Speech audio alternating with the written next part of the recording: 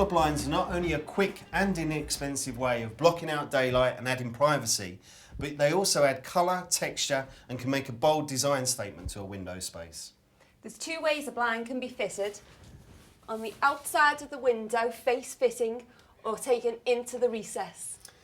If you choose to hang your blinds outside the recess, make sure that it's wide enough to comfortably hang the brackets on the wall. If hanging inside, you may have to cut the blind down to fit. And if your window is very tall, make sure the roller is long enough. This distance is known as the drop. Now if you're putting your blind up on the outside of the window, what that gives you is a much cleaner look when the blind's down. Putting them on the inside means things like photographs or a vase of flowers can still be displayed. If you're putting your blind up on the outside of the window, what we're aiming for is to get an equal distance either side of the window recess. This gives us our point at which we're going to fix our brackets to hold our blind. Or if you're fitting the blinds into the recess as we are today, you have to take the exact measurement of the inside of the recess.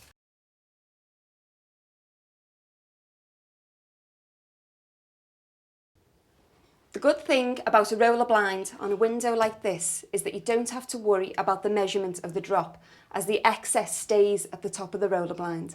Now as we're going to be fitting our blind to the inside of the window recess and then cutting it down to a custom width, we need to make sure that we allow enough of a gap either side so the blind moves up and down freely. One other thing you're going to need to check before you actually buy your blind is that it can be cut down to a custom size. Cutting your blinds down to fit your window space is very straightforward. The first thing we've done is taking the end bead off the bottom of the blind. Now we're going to roll it out onto a flat, clean surface with the bottom of the blind facing upwards, so you're marking the back of the blind. We know we need to cut 90mm off the end of the blind, so mark it off with the light pencil mark and continue the full length of the blind, marking the last mark on the actual roller itself. Now with a straight edge, get your pencil line. Now with a sharp pair of scissors and taking your time, cut along your pencil line. You can also use a sharp craft knife, but if you do, put some wood or something underneath. To ensure a clean cut, make sure you've got a new blade in. If you're using scissors, the long wallpaper type, make it easier to get a straight cut than using smaller ones. And now we're ready to cut the roller.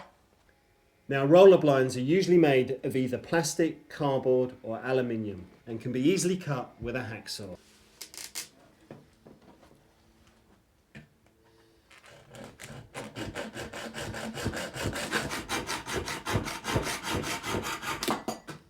Remember, we need to cut the same amount off of our bottom bead as we did with the roller blind. This also can be done with a hacksaw.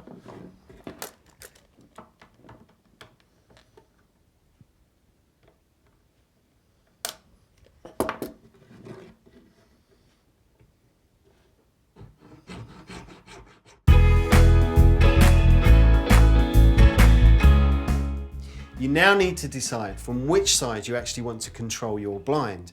We're going to be hanging ours from the right hand side.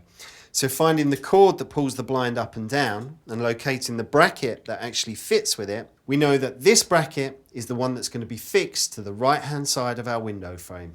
Now we have a couple of options for fixing our bracket. We can either fix into the timber frame or into the masonry work. But before you drill into the masonry, do make sure that you detect whether there's any pipes or any cables in the way. Always wear your dust mask and goggles and drill a pilot hole first. We're going to be drilling into the timber. Do remember to leave enough room at the top of the bracket so that the blind can roll up. And taking a bradawl, we're going to mark the top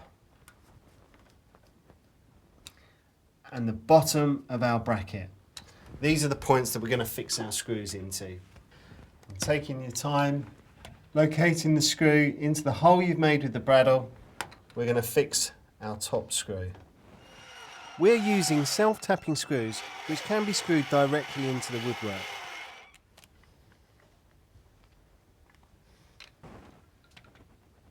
If you're using normal screws, drill a small pilot hole first.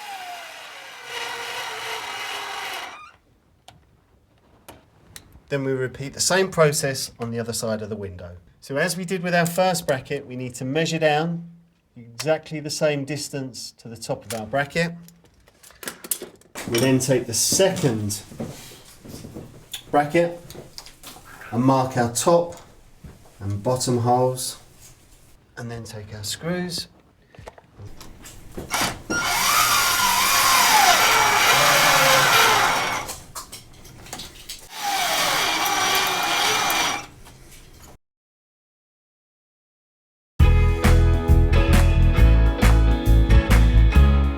All we need to do now is fit the end cap and lift the blind into position. But the job's not quite done. These pulley cords can be potential hazards to small children and young babies, and they need to be secured to the wall with the safety bracket supplied with your blind. Hold the safety bracket in place and mark the screw holes. Check for wires and pipes with a detector, and bear in mind that it may detect the steel lintels sometimes used in modern buildings. If you're in any doubt about these results, contact a professional. Finally, drill the holes, push in the raw plugs and screw in the bracket.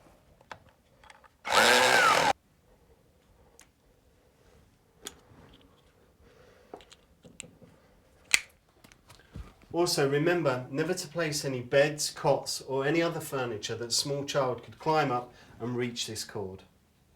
For more ideas or know-how, watch more of our films or go to DIY.com or pop into your local store.